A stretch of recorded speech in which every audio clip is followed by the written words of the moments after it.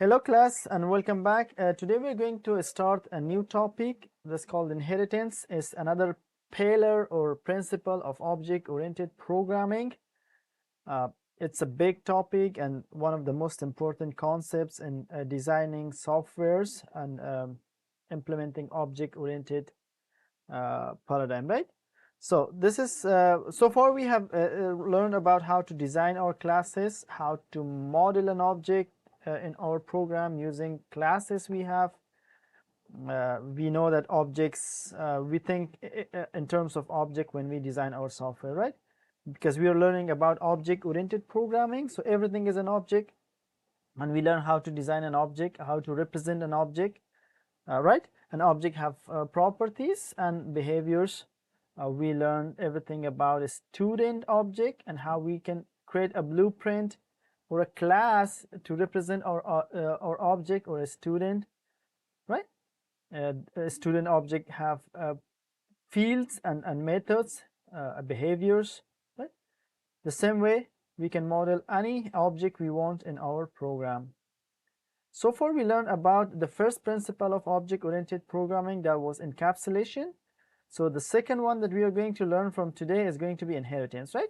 So far we learned about designing the class properly and how can we encapsulate the data or hide our data, secure our data from outside world or other classes. So encapsulation is nothing but hiding the data, because an object will have sensitive information about it. It holds its data or information and its function or behaviors, right? So we don't want to we don't want to give outside world or other classes a direct access to these fields because of the security purposes, right? We learn about all that. So we using the access modifiers, for example, private, we can hide or encapsulate these sensitive data. Like, think of this class or this body as a capsule or as a unit where we can hide the data, and we can give the users a way to access and change or set these data using the public methods. Why we want to do that? Because we want to have a full control over how the user or other classes want to interact with our data, right? Because these are going to be sensitive data, and how they can retrieve this data, how they can assign values. We want to have full control over that, right? One example was like validating the data, because we don't want any type of data to be assigned in these member variables. If the user have direct access to these fields, they can assign anything they want. For example, in the first name or last name, they can assign an email address, they can assign a junk value, they can assign a number that's represented as a string. We don't want all those, right? That's why we want to hide these information and prevent the direct access from outside world. That was all about encapsulation. So we provided some public APIs or public methods allowing the users to access our data, set our data, assign values. For example, set first name. This is a public function, returns nothing. It accepts a string value as a first name. Once this value comes inside this method, before doing anything, we're gonna validate this value. Okay, we want to make sure if it is a valid first name or no. So valid name is a private function. See, this is another method, a private method. This is internal method of our class. We don't want outside world or other classes to know about this method. This is private. It's only used for internal operations or internal purposes inside the student class, right? We don't want the other classes to know how we are validating or what's the logic behind our name validation, right? That's why we hide this method. We declare that as a private. So this is internal operation. We don't want to give access to the outside world. Here you can collapse the code and reopen that. Okay. But these are public methods, right? We want the outside world to access that. This is the logic, like we are going to validate a name, We don't want any other classes to know about this logic, right? We just want them to enter a valid name. They don't have to worry about how we are taking care of stuff behind the scene, right? So this is all about data hiding, protecting the data. You can go ahead and provide validation for all your setter methods, like end year level. We say if like year level is less than 0, we don't accept 0, we accept only values from 1 to 4, right? Or if year level is greater than 4, we don't want to accept these data. We can prompt the user, like, or throw an exception or return like an error, whatever you want to do. But for now, we just want to prompt the user to enter a value between 1 and 4, right? And we just want to return, and we don't want to do anything, right? If the value is valid, we can set it. So this was all encapsulation. The second pillar or principle of object-oriented programming is inheritance. Inheritance is nothing but creating a class based on another class, right? It's all for code reusability and preventing redundant code. As our project grows, we might have a lot of classes, and we need to represent different objects and create classes for them, and there might be redundant codes, right? Right now we have only one single class or two classes, right? With main 3 classes. Suppose we are designing an employee management system. For that, we might have different type of employee. We will have a part-time employee, a full-time employee, contract employee, like intern. What else we got? Like these different type of employees. These are group of related objects, right? We want to create classes for each of them. Each of them will have their own properties and methods, right? And there are some properties and methods that are shared among these classes. So inheritance allows us to create one base class, and out of that base class we can borrow or inherit the shared information. Another example, imagine we want to make a software about car management. There are different cars, right? Different type of cars. Like if we want to model like animals, like we have different type of animals. Say we have cat. Cat is an animal. Say this is a class. Right? Call it cat. Cat have some properties and methods. What data can we store about cat object? Cat is an object. We want to represent it. We want to create a class for that. So cat can have like information, like let's say cat name, right? A string name. We want to store information, for example, age of the cat, like weight of the cat. What else you want to store? Like the color of the cat. These are all the data or information about a cat object, right? And in terms of behaviors, a cat can move, right? This is a method. A cat can eat. This is a method. A cat can, like, say, make sound, right? These are the information or behaviors that we can store about a cat class. Let's say we want to design a class or store information about a dog object in our software. Oh, it's a bad drawing. We have another class, let's call it dog. So dog also will have a name, right? Dog also will have age. Dog also will have weight. Dog also will have color. Dog will also have some behaviors, like dog can move, dog can eat, dog can make sound, right? Dog can bark, but cat cannot. There are some information specific to a class. Some information is like only specific to dog object, and some information are specific to cat object. For example, a dog can catch, right? A dog can catch a ball, but cat cannot catch a ball. Like cat can meow, right? This is how do you spell that? This is another method, meow, but dog cannot meow. There are certain data that are shared among the related group of objects. Say we want to have another object, bird. Bird is also an object, right? We can design that. We can design a class for that. Bird can also have what? Bird can have name, right? Bird can have age. Shared information. Bird can have weight. Bird can have color, right? Bird can move. The same behavior or operation. Bird can eat, right? Shared behavior. Bird can make sound, different type of sound. Bird can fly, right?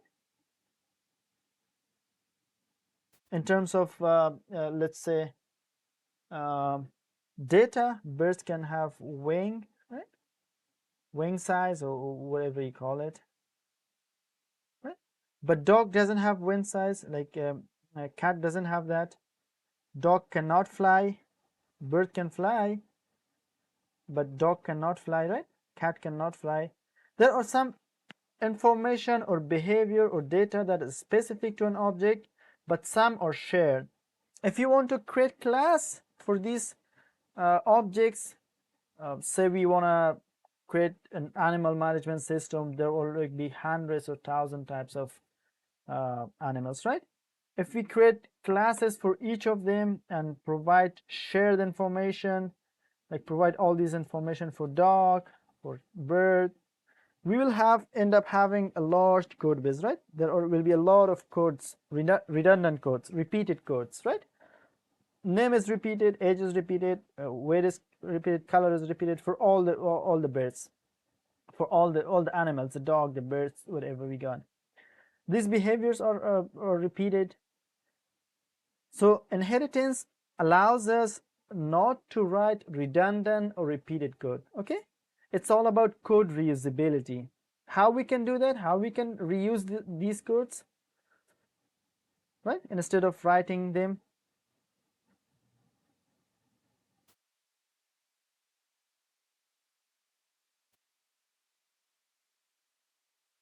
One thing inheritance can do is like for code reusability and preventing redundant or repeated code, right?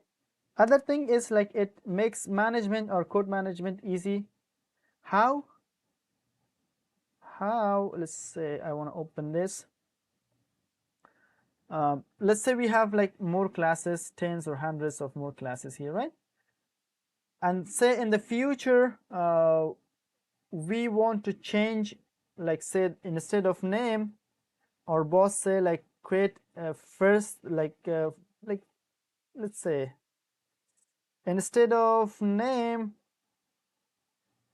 cat cannot have first name and last name. Let's say the boss says like add another field or data here about the objects. So we have to open all the classes. Go ahead and open the cat.java, add that field, right? Open dog.java, add that extra field. That's common among all of them, right? Open bird.java, add that field or change or rename a value, right? We have to rename that in 100 places. But these information are shared or common among all the objects. We don't want that. This is not a good way of writing code. Code management is difficult, right? So what we are going to do is we will come up with a general idea, a general topic, we would say, or a general name that can represent all the animal objects, right? Let's create another class above here, a single point where we can store all the shared data and shared behavior for all the objects. Okay, let's come up with a name, a general name that every object can be referred to. Like we can call it animal, right? Animal is a general name. let's create a class animal and move all the shared information to this class. This is all inheritance, right? We want to move all this shared information and leave the specific information or behavior to that object to its class, but shared or common features or common behaviors, we want to move it to its super class. This is called super or parent class. Okay, we want to define a general class, so we want to move name here, we want to move age here, and we want to move weight here, right? Color here, because all animals, animal object can have these properties. There can be more. Okay, once we did that, we are going to remove these common fields from each class, right? And we also going to move the behaviors. I'm gonna put it here, like all animals can move, right? The function, all animals can eat, all animals can make sound. We want to move all the shared behaviors and information to one class, and we call that class as a super class or parent class. Okay, so these are method. Can all animal make a sound like meow, or can all animal catch? No, specific animal can do that, so we don't want to move these fields or information. Can all animal fly? No, so we don't want to do that, so we are going to move all the common information to a single class, and we will have these other methods, other objects inherit or extend the superclass. Okay, we'll have cat extend the animal class, we'll have dog extend the animal class, and we will have bird extend or inherit the animal class. Once they inherit, they have access to all the fields and to all the methods of this superclass, right? So cat can have a name, cat can have access to name, age, weight, and color, and the move, eat, and make sound methods. Beside that, cat can have its own special method and special data or member variable, right? Oh, let me clean that. Like, for example, a cat can make sound like cat can meow. Right? This is specific to a cat object. The same way, when dog inherits from animal class, dog will have access to all the fields and the methods of the superclass or the parent class, right? Same way with birds, bird can have access to all these fields and all these methods. Okay, now we put all the shared information into a single place, and we can access that or borrow these shared or common information from all the children class. Okay, so this is called the parent class or superclass, but these are called children or child class. Okay, we can refer to the different name, like this is called also the base class, the super class, or the parent class. These are called the derived class, the children, or the, right? So now all children classes can have access to the methods and to the data member of the parent class. Okay, see how we reuse the code, or these classes are going to be much smaller, less line of code. We can have only one method here. Here we can have only like one member variable with a method that's special to birds, like birds can have wing size and birds can fly, right? The rest of the code is moved here. How it makes our code more manageable? Say we want to change a variable name, like, or add another common value for the animals. We can just add it in a single place instead of going to all class definition and add or change the value, right? So code management is much easier if we use inheritance. So this is all about inheritance. Simple idea. It's the process of acquiring features or methods from an existing class, right? We have an animal class, and right now we can create as many animal objects as we want. We can acquire or borrow the fields of this animal class or existing class, right? And instead of redefining that, writing redundant code, we can reuse or borrow these fields from the class, right? So first we create a super class, a more generic or general class. We put all the shared information, and based on this class we create other subclasses, okay, or child classes. So right now whatever class object we create, that class is going to have less number of codes, and we can reuse these classes from the super class, right?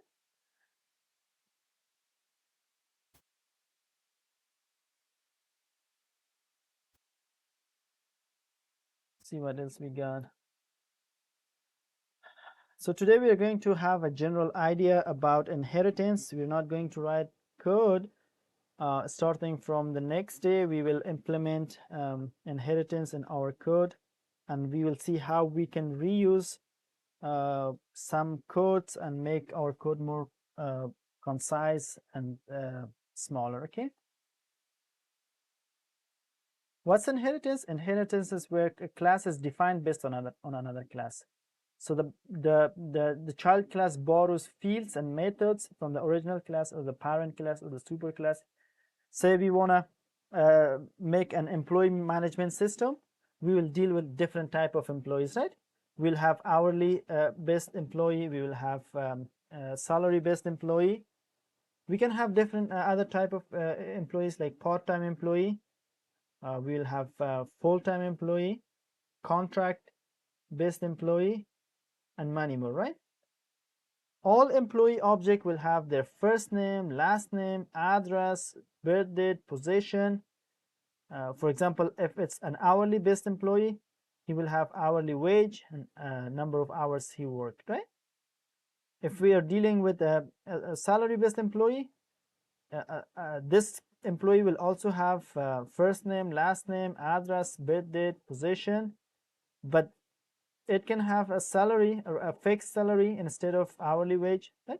This is hourly wage is more specific to this class, to this hourly wage class, but salary is special or specific to this class, right? It's not shared or common among these two classes. For example, if we have permanent employee or salary based employee, these employees will have some benefits, but contractor or like hourly based employees, they will not have benefits, right? So these are specific to these type of employees. Can you see the redundant code? So these objects, all of them will have first name, last name, right?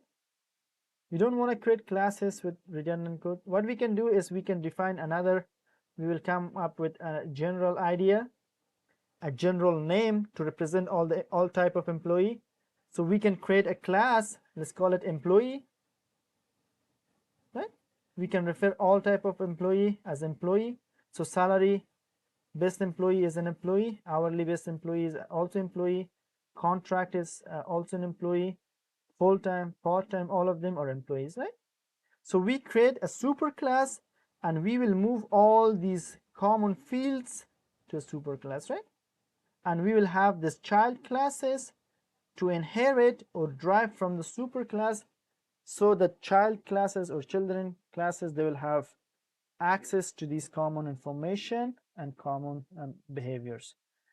Beside these data members, we can have methods here also, or behaviors for all the classes, right? So we want to move all the common functionalities and data to a super class, right? This allows us reduce code redundancy. We don't want to have repeated codes in our project. So far we learned one way of like writing reusing the code and writing a less number of code, right? We don't it was using the function, remember that? How could we reuse a piece of code or a number, like say we want to execute 10 lines of code like multiple times? How can we do that? Do we have to rewrite 10 lines of code and execute them again and again and again? No, we learn functions. We can achieve code reusability through the functions. We learned that, right? If I go here, let me find a quick function. Say this is a function, or this one, right? So how many lines of code? 1, 2, 3, 4, 4, 5, 6 lines of code, right? If you wanna like print this lines of code like 10 times, do we have to write it again and again, or copy paste it again and again? It's going to have we're going to have a lot of code base, right? So simple way is put everything inside a function, and we can reuse or call the function using the function name, right? We can call it as many times as we want. Using one line of code, we can execute multiple line of code or a piece of code many times. So this was one way of code reusability we learned so far. The other way, like, is we can achieve code reusability using the inheritance principle of object-oriented programming while designing our class, right? Designing our classes.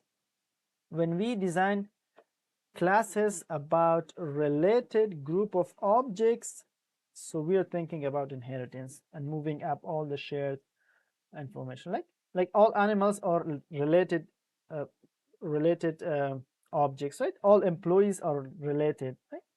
They have common functionalities and behaviors. If that is the case, in our class design, we use inheritance. So what we did, we moved all the shared information in a super class or a parent class and have these classes inherit or acquire this information. Beside that, they will have their own specific information, right? Or data.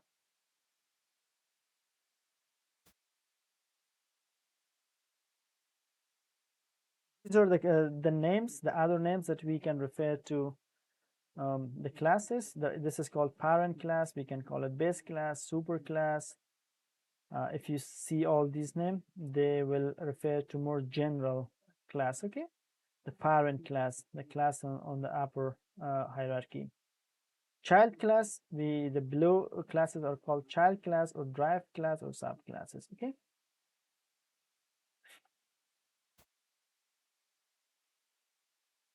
So the most basic relationship among them is like what? Parent and child. Inheritance allows us to create relationships among the classes by reusing the repeated code or repeated data, right? We can create a type of relationship, and the relationship is like a relationship. The inheritance relationship is a relationship. What type of relationship? Is a relationship. What do I mean by that? Like if when we are designing our inheritance or classes using inheritance, so our design or objects should pass this is a relationship test, okay? What is that? Every child is a parent class. Every child class should be a parent class. So cat is a animal. It makes sense, right? As soon as this is a relationship didn't make sense, we have missed something, like our design is wrong, right? A dog is a animal. Is a dog an animal? Yes, it makes sense. Bird is a animal. Yep, it makes sense. Let's say we want to design another class. Let's say we want to represent a car. Car is an object, right? Car can have a name, right? Car can have, let's say, age, for example, weight, color. Car can have like the car company, the make, the model, the year. Car can like move. Car cannot eat, right? Car can make sound. Car can like increase speed, decrease speed. If we have this car object inherit this animal class, let's see, is it going to pass the is-a relationship or no? If it didn't, then this is going to be wrong. Okay, this relationship is wrong. So is car an animal? No, it's not an animal, right? It doesn't make sense. So this relationship is not correct. So a car cannot inherit from an animal class because it doesn't pass the is-a relationship.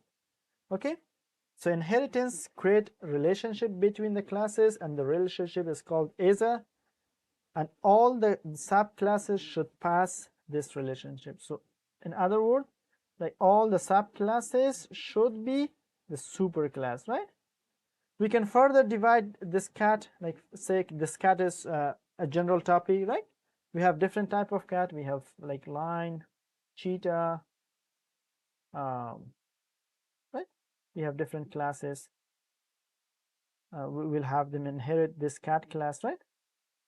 Is lion a cat? Yes, it is a cat. Is lion a dog?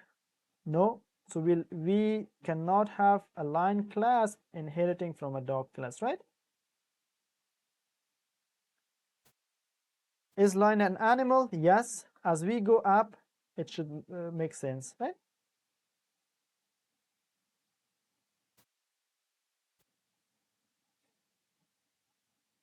See what else we got.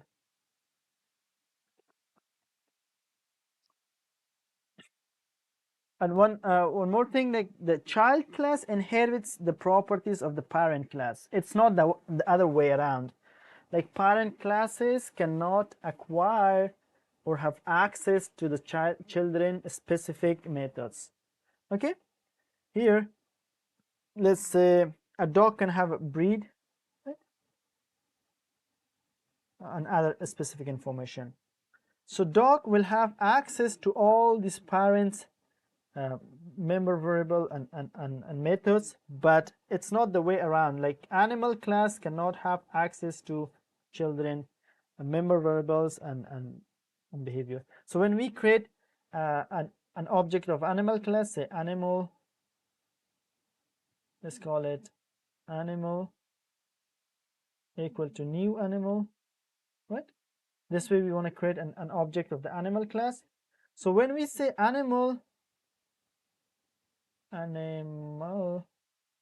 dot, we have access to only these fields. Okay, we will not see these information because a parent class or a parent object does not have access or does not acquire or does not inherit the properties of the children class. Okay, it's the other way. The child class inherits the parent class. If you want to create a dog object, dog, we should give it capital D, okay, or capital B here, capital C there, right? The class name starts with capital letter. We say dog, let's call it D, the variable name or object name, new dog. Now if we say dog, if we say D dot, we are going to have access to this breed, to this catch, and also we'll have access to all these shared information, right?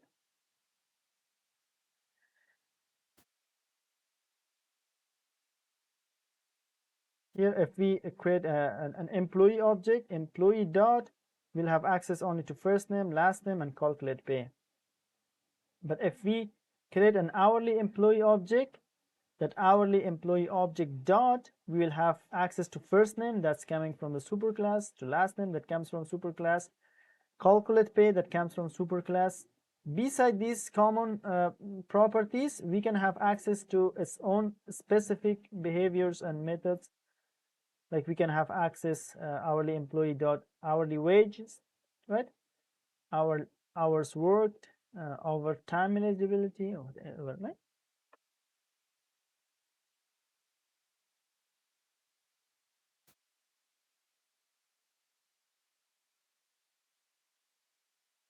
We spoke about the is-a relationship. Inheritance creates an is-a relationship between the classes, right? An hourly employee is an employee, right? An hourly employee is also a taxpayer, right? An employee is a taxpayer. So all these relationship makes sense. It answers the is a relationship, or it passes the is a relationship test, right? So it makes sense. So we have more general idea or general topic. As we go down, we get more specific, right? So this is general, more general, like more general, less general, and specific, right? But if we go upward, like we go from more specific class to more general class to the most general class. Okay, so this is going to be child of employee. An employee will be child of taxpayer. Taxpayer will be uh, grandparent of hourly employee. Right, the same way we have the relationship we have in our family tree. We can represent our classes in that way. Right, in a family, say we have father, a father will have son, like son 1, son 2, let's say daughter 1, daughter 2, right? So this is the father, these are the children, and these children inherit some of the features of the father, like some, for example, we'd say like some of like the look, like some son will look like their father, right?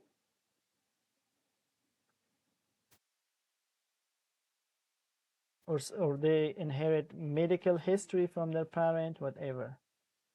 And the child will also have their own children, right?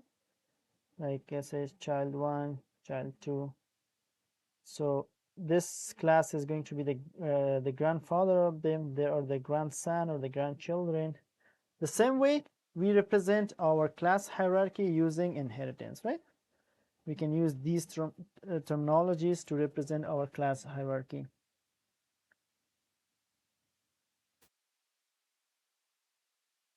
The other most important thing is Java allows multi-level inheritance, but it doesn't allow multiple inheritance. Okay.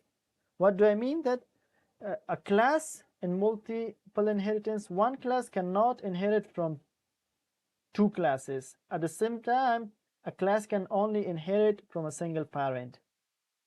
The same way, a son cannot have two parents at the same time. A class can also not have two parents. Like it introduces ambiguity, or they call it diamond problem in inheritance. So Java allows multi-level inheritance, but it doesn't allow multiple inheritance. Like, what do I mean by multi-level inheritance? Let's say we have class A. Let's call it class A. Class B can inherit from class A. Class C can inherit from class B. Right? This is class C. We have class D here and multi-level of inheritance. So this is called multi-level inheritance. This is allowed in Java because it doesn't introduce any ambiguity. But multiple inheritance is not allowed. For example, if we have class A, let's call it A. We have class A as a parent and we have class B as a parent. So down below, if we have class C here, C cannot inherit from A and B at the same time. See, C is a child, but C have two parents. It's not allowed in Java. Why? Because say if we have a method here like print or show method, and we have a show method in B class also, or member variables that are the same, right? So when we create C is the children of A and B, right? C acquires or inherit the show method from its parents. If we have two parents for a class, and if we want to create an object of C, let's call it a small c equal to new C, This way we can create an object of the C class. Now if I say C.show, this member variable dot show, which show it refers to? Is it gonna call this show or is it gonna call this show? See, the compilers get confused. So multiple inheritance or having more than one parent introduces ambiguity in our code, so it's not allowed in Java, right? C.show doesn't know which one to call because C class can have access to this show and also this show. Which one you want to call? We don't know that. But in terms of multi-level inheritance, it's allowed. Let's say class A have show method, and if we want to create object of C equal to new C. So C will acquire all the properties of its all parents, right? It acquires the properties of B and it acquires the property of A class. Now if we say C.show, it's going to access this show method. But what happens if we want to override or redefine? So overriding or method overriding is another big concept in inheritance. We will learn that we can redefine or override the parents method in child class. Okay, let's say here we want to print or show system.out.println, like we want to print A. Right now if we say C.show, it's going to call this method and it will print A here. Okay, but what happens if we override or redefine the show method in its children? Inside B we can have a show method, right?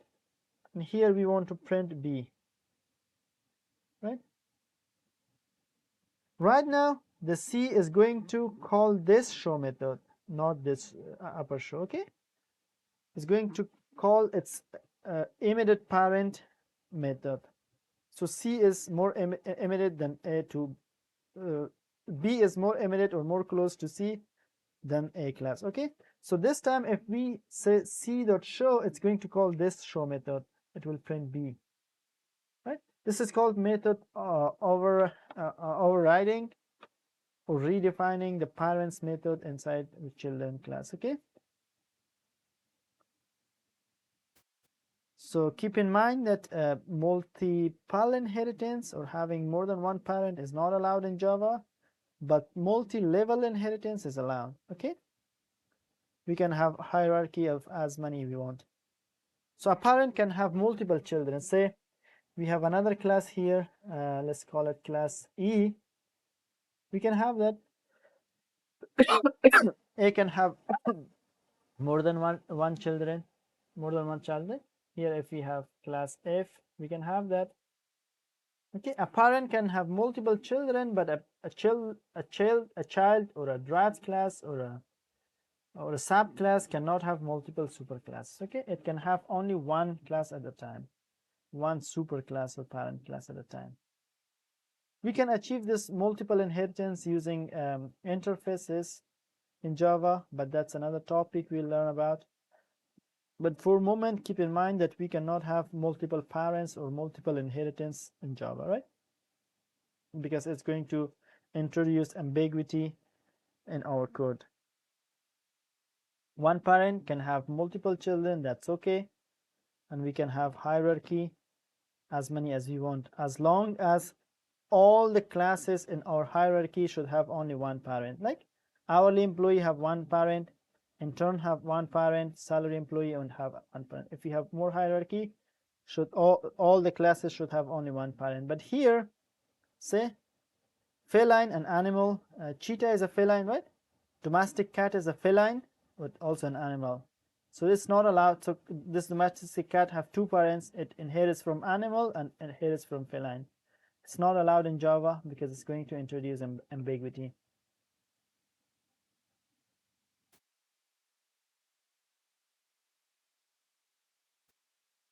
This is another like class hierarchy or class representation of like our employee management system. At the top or most general idea, we have taxpayer. So everything or every employee is a taxpayer, right? It passes the ISO relationship. Down below, we have more specific type of taxpayer, which is called employee. If we go down, things get more specific. We have different type of employee. We have hourly based, intern, salary based. And here, furthermore, we can drive classes from this one and acquire the common functionalities and methods. We have part-time employee, full-time employee, engineer employee, manager employee, etc. Right? So the stop classes are called parent and children, grandchildren, great-grandchildren. If we go up, it says father, grandfather, and great-grandfather, right?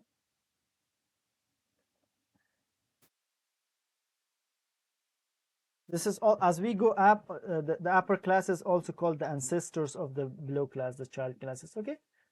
So a salary employee is the ancestor of manager, employee is also the ancestor of manager employee, and taxpayer is also the ancestors of manager employee. The classes that came before these classes, right? These are called parents or ancestors. But as we go down, so for taxpayer class, all of them are the descendant of the taxpayer class, right? Or the children of the taxpayer. If we go down, so for employee class, this is the descendant of employee, this is the descendant of employee, this is the descendant of employee. These all of them are the descendants, right? For intern, intern doesn't have a descendant. It has only ancestor, two ancestors, employee and taxpayer. Hourly employee have two descendant, part-time employee and full-time employee, right? How many ancestors the hourly employee got? It got two ancestors, employee and taxpayer, okay?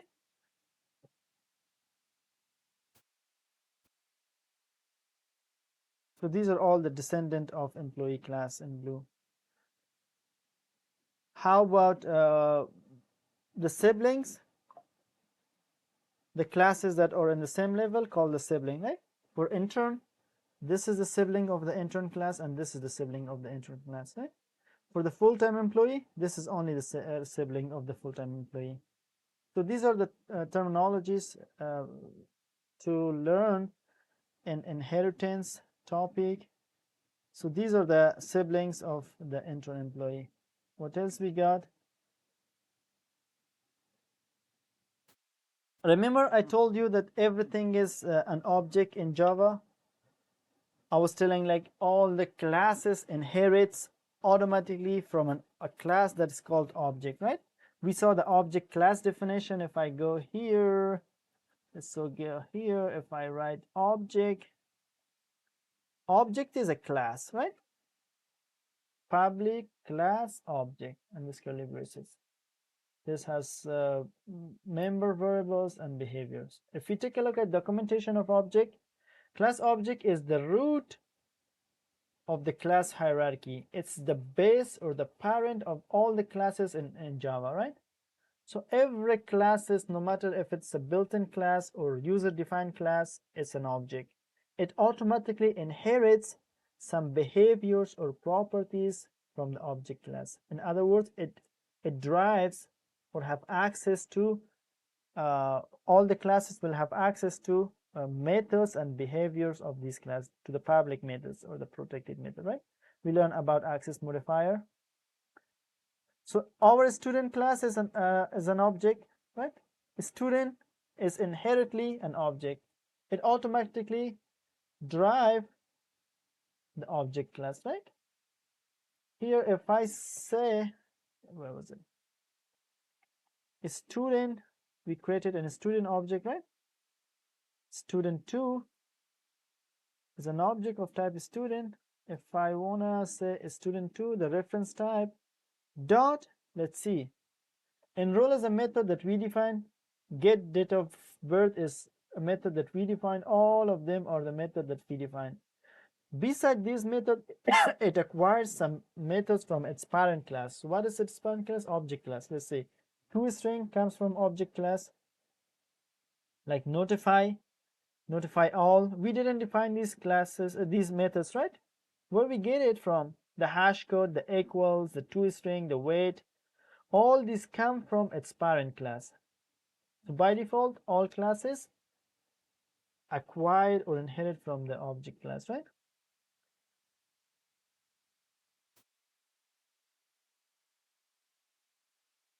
Here, so taxpayer, if we create a class taxpayer, taxpayer is automatically an object.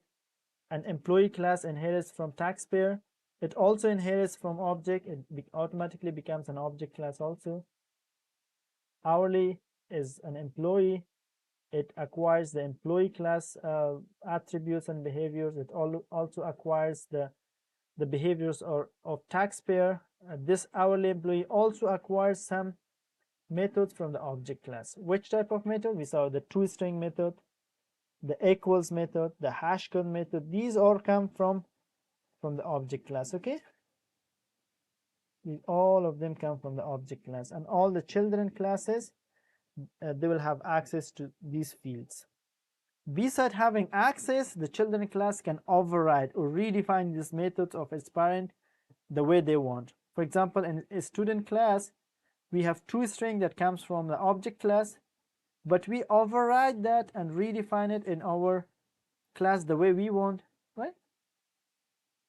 Here, if I uncomment this one, come in, see, at override. So this means this method doesn't belong to a student object. It comes from a different class. It's super class. It comes from where? From the object class. So we can override or redefine the super methods, right? What else we got? See, we have a class here, a car class, public class car. We don't have anything inside the car. We don't have any data. We don't have any methods. So when we create an object of this class, an empty class, car, my car equal to new car. So when we say my car dot, we get bunch of methods, but there's nothing here. We haven't defined anything. All these methods comes from the object or the superclass, right? So that's all about inheritance. Next day we are going to start writing code about inheritance. Go ahead and read about inheritance, go through these slides and get an understanding, a general understanding of what inheritance is, what it talks about. It's nothing but creating a class based on another class. So the new class that we create acquires or derive or borrow the methods and properties of the existing class, right? Instead of redefining these properties in a new class, we acquire that. How can we achieve inheritance from in Java? We can use the extend keyword, right? Here, as I said, a cat inherits from animal, right? So when we define our cat class, we'll say class, the class name cat, and we normally put this curly braces, right? In order to have the cat class inherits from the animal class, we use the extends keyword, extends animal, right? This is the syntax.